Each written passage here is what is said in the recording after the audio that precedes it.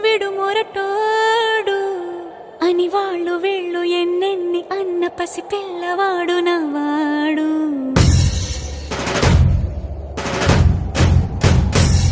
విడు ముండోడు అని ఊరు వాడ అనుకున్న గాని మహారాజు నాకు నవాడు.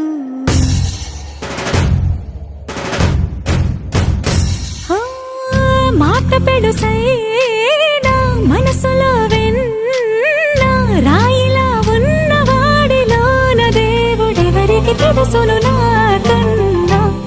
సూసేకి అగ్గిరవ్వ మాదిరే ఉంటాడు.